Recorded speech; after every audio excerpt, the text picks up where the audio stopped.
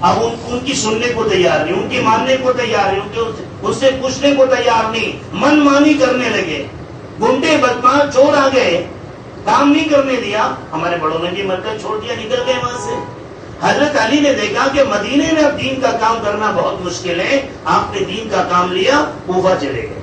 کہاں چلے گئے؟ اب مرکز مدینہ نہیں جہاں حضور کے روضہ مبارک ہے، اب مرکز اللہ نے کوفے کو بنا دیا. اب کوفے سے دین، قرآن، اسلام ساری دنیا میں پھیل رہا ہے. تو مرکز تو بدلتے رہے، کسی زمین کا نام مرکز نہیں ہے. جہاں دین کا کام اطمینان سکون کے ساتھ قرآن حدیث کی روشنی کے اندر، علماء اکرام کی نگرانی کے اندر اور اللہ والوں کی سرپرستی کے اندر ہو، وہی مرکز. مرکز تو بدلتے رہے. قیامت تک کے لیے ہم کسی مسجد پہ ایمان تھوڑی لائے، ہم ایمان تو قیامت تک اللہ رسول پہ، قرآن حدیث پہ، دین پر اور دین کی صحیح محنت پہ لائے.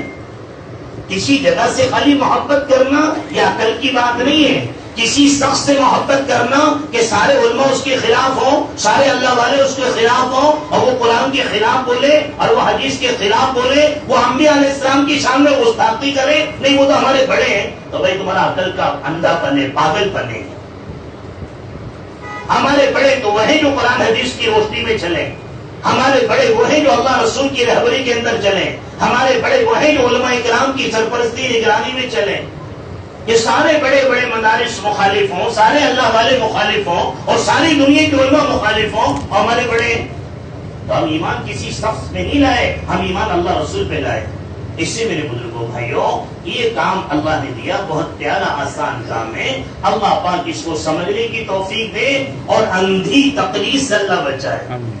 اندھا ہو کے آنکھ سے پٹی باندھ کے کسی کے پیچھے چلنا، اللہ اس سے بچائے.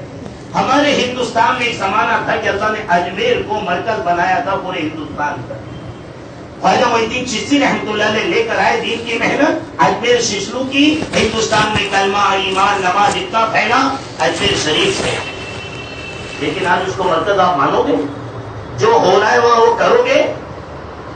بولو نا بھائی. نہیں بھائی، وہاں جو ہو رہا ہے وہ قرآن حدیث کے مطابق نہیں ہے.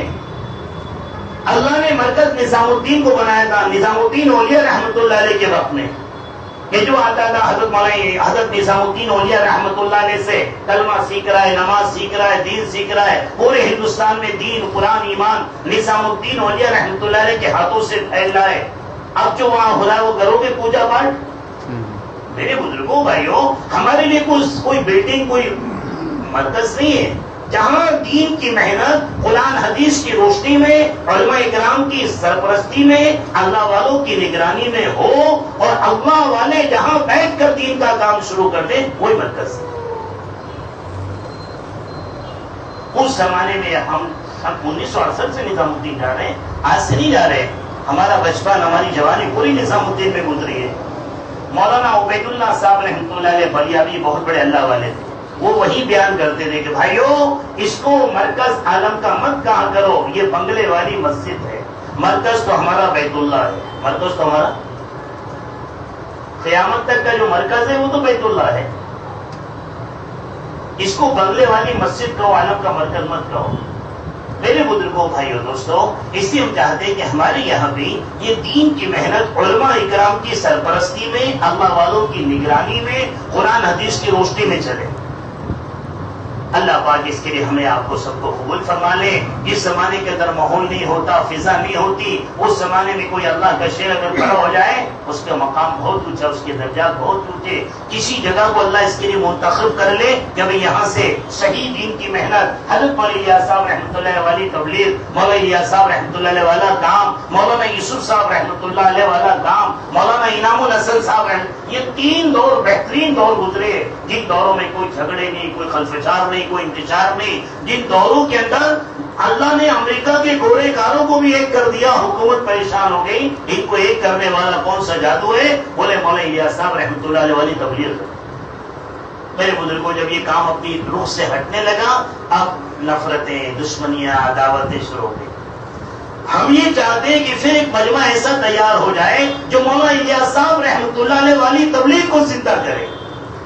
کہ نہیں ہم تبلیغ کو انہی پرانے اصولوں پر لائیں گے جو اصول مولانا الیاس صاحب رحمۃ اللہ علیہ کو اللہ نے دیے تھے، اور جن اصولوں کو مولانا یوسف صاحب رحمۃ اللہ علیہ نے چلایا تھا، اور جن اصولوں کو مولانا انعام الحسن صاحب رحمۃ اللہ علیہ نے چلایا تھا، وہ دور ہمارے لیے نمونہ ہے، بہترین دور ہے، اسی نہج پر ہمیں کام لے کے چلنا ہے۔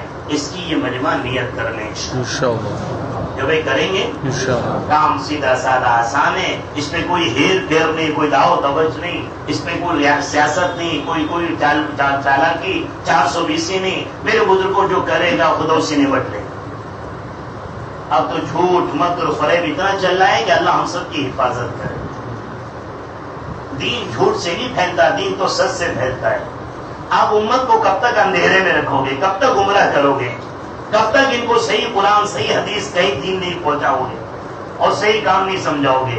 اس سے بزرگوں ہمیں اپنے آپ کو اور اپنے ساتھیوں کو کسی کی ساتھ سے نہیں جوڑنا اور کسی عمارت سے نہیں جوڑنا، اللہ رسول سے جوڑنا، قرآن حدیث سے جوڑنا، خود بھی اللہ رسول سے جوڑنا، سب کو اللہ رسول سے جوڑنا، خود بھی قرآن حدیث کی روشنی میں چلنا، سب کو قرآن حدیث کی روشنی میں چلانا۔ یہ ہے صحیح تبلیغ، یہ ہے۔